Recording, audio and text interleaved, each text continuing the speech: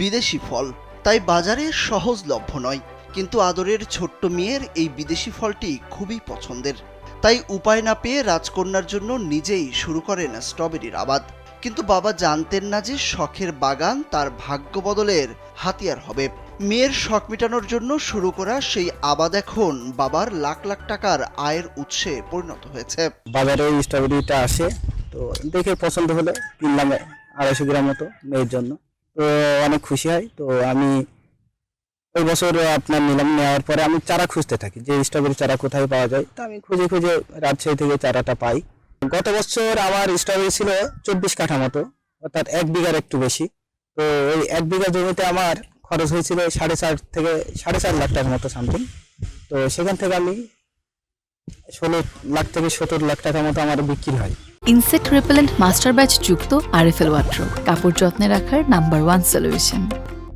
মানে এই ফলটা অনেক মিষ্টি, আর ফল আমার হালকা মিষ্টি হালকা টক এরকম। ফলটার ভিতরে অনেক রকম ফ্লেভার আছে, অনেক ভালো লাগে ফল। সারি সারি বেডের সবুজ গাছের পাতার ফাঁকে ফাঁকে শোভা পাচ্ছে লাল টসটসে রসালো স্ট্রবেরি। মোহনীয় রূপ, রস এবং স্বাদের বৈচিত্র্যতার জন্য স্ট্রবেরির বাড়তি কদর রয়েছে ছোট বড় সব বয়সী মানুষের কাছে।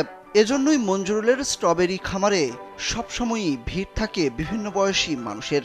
কেউ আসেন আবাদ শিখতে, আবার কেউ স্ট্রবেরির সৌন্দর্য উপভোগ করতে ও স্বাদ নিতে।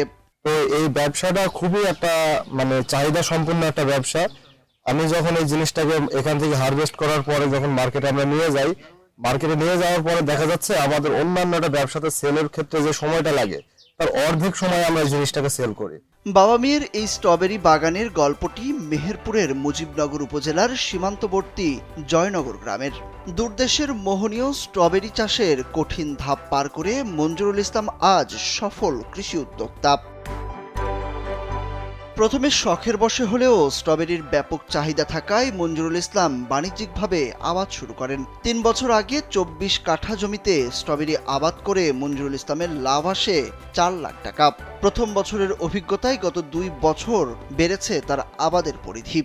আমি দীর্ঘ 4 বছর ধরে যে আমি স্ট্রবেরি চাষটা করতেছি, এখান থেকে যে আমার অভিজ্ঞতা, আমি যে অভিজ্ঞতাটা অর্জন করেছি, তো সেই অভিজ্ঞতার আলোক থেকে আমি বলতে পারি, আমি যদি বেসরকারি বা সরকারিভাবে একটা ল্যাব পাই, ল্যাবের প্রশিক্ষণ নিয়ে আমি চারা উৎপাদন করে আমি নিজে সাফল্য অর্জন করব।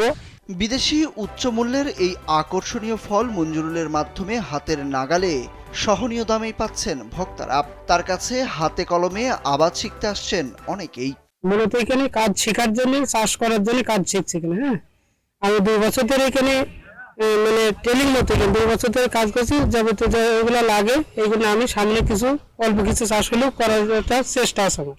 উপজেলা উপসহকারী কৃষি কর্মকর্তা হাসানুজ্জামান জানান, স্ট্রবেরি আবাদ বৃদ্ধির মাধ্যমে নতুন উদ্যোক্তা তৈরি এবং ভোক্তাদের কাছে আরো সহজলভ্য করতে কাজ করছে কৃষি বিভাগ। আমি নিজেই কয়েকজন কৃষককে এখানে সরাসরি নিয়ে আসি, ফিল্ডে নিয়ে আসার পরে তাদেরকে দেখাই, বুঝাই। আমাদের এখানে আমরা এইগুলা উৎপন্ন করার জন্য, মূলত চারা যেগুলো উৎপন্ন করার জন্য আমরা কয়েকটা টিস্যু কালচার নিয়ে এসেছিলাম।